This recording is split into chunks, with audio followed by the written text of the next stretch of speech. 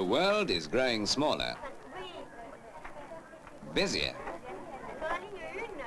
more clamorous. The world is growing more crowded, more footsore, because more people are determined to get from one place to another, whatever the effort may cost. Even the air is becoming a congested area, and all this crowding raises an apparently insuperable problem. This one. This family knowing all too well what it means waiting for a bus. The British Motor Corporation took this problem as a challenge. They realized that what such a family needed was a fast, safe, low-priced car that was fun to drive. Big enough for all of them, yet small enough to get about this shrinking, crowded world. It called for a revolution in car design. So they put all their vast resources into this project to transform the blueprint of a typical family car. The aim was to turn it into something smaller outside and bigger inside. Determining factors were wheel positions, where the engine goes, the gearbox, clutch and transmission, and the problem of suspension.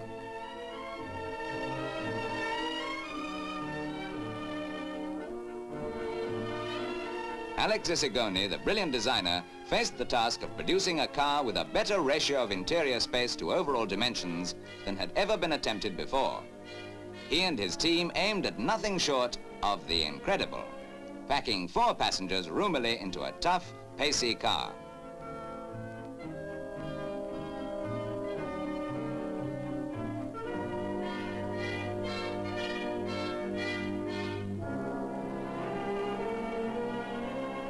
Their starting point was that blueprint of a conventional 12-foot car.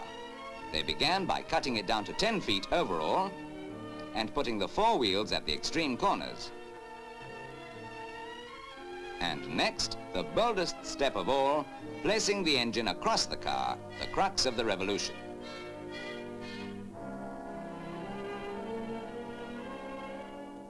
The engine they chose was the famous 850cc Austin engine, one of the most successful that BMC have ever produced.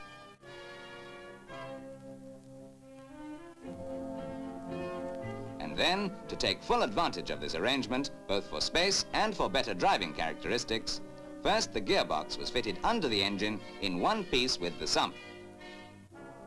Next, a compact front-wheel drive was decided upon.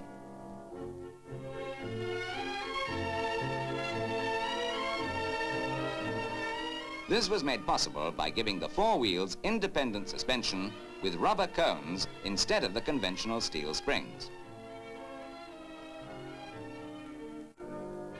Thus, all the working parts of the car were disposed of in remarkably little space, leaving room for an astonishing amount of floor space and ample seating for 4 adult passengers.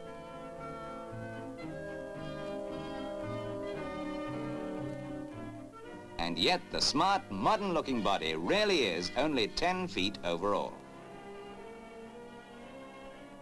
This was brilliance on the drawing board. Here was a wonder car in the precise mind of the master designer and his team. But it didn't stay there for long. Prototypes of all the components were made and assembled into a handmade body, and the first tests began. On a disused airfield converted into a grueling test track, prototype baby Austins were put through preliminary tryouts.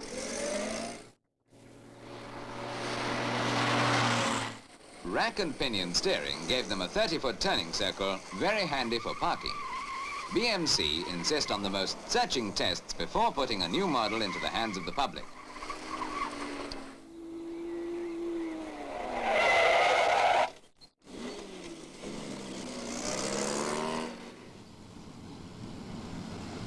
Over rough track to see how the new rubber suspension stands up to the shock.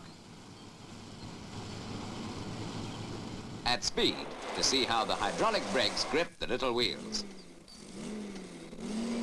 Tests that go on and on.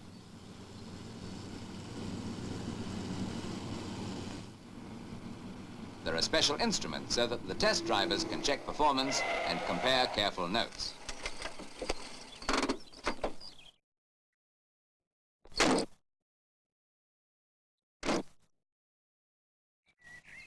The cars are tested in all conditions on the track, but that's just the start of it. Stringent tests at home and abroad go on side by side. How do they stand up to the varying conditions on the continent?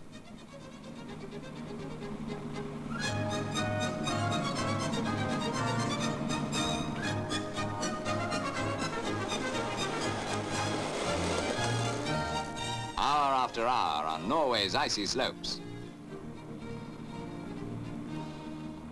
And mile after mile on the punishing surface of Belgium's cobbled pavé.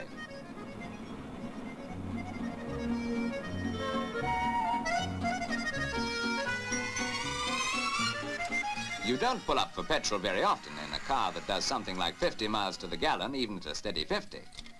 But what interest the incredible sevens created at garages where they did stop in Belgium and right across Europe.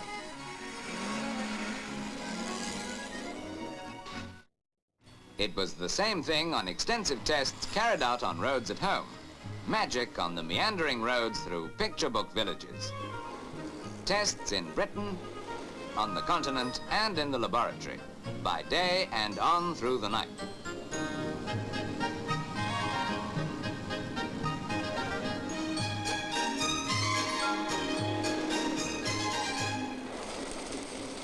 Back at the factory, careful check is kept on how each component stands up to treatment far more grueling than any they would ever encounter at the hands of an owner-driver. A secondary advantage of the space-saving east-west placing of the engine is its easy accessibility for servicing.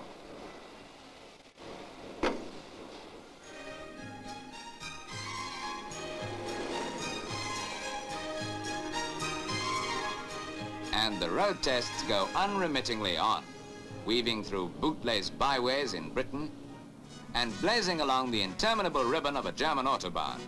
No motorist in his senses would flog a car the way these test drivers thrashed the new baby prototypes, deliberately.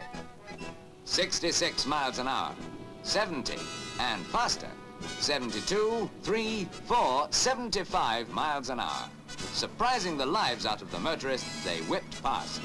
There were so many new and unconventional features. While the cars were tested at home and abroad, individual components were being tested to breaking point in special laboratory machines, the rubber suspension cones.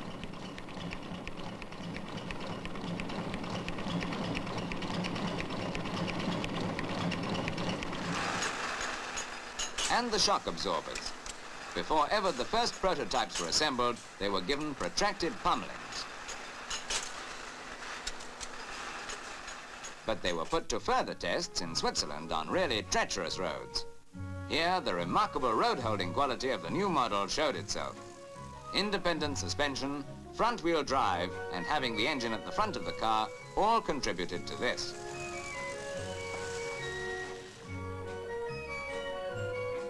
Watch them on a sharp bend. On any reasonable road, the new baby Austins corner with ease at 50.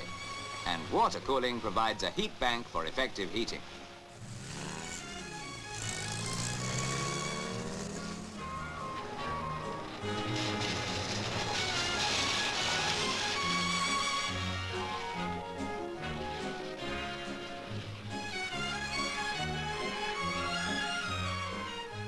From the snow of Switzerland to the heat and dust of Spain. Here were killing test conditions for any car, and the baby Austins raced through them triumphantly. They'd faced everything from Norway's icy mountains to the scorching expanse of the great autobahns, from the bone-shaking cobbles of Belgium to the gritty potholes of the hot Sierra. They'd proved conclusively that this indeed was a supreme triumph for Austin engineering.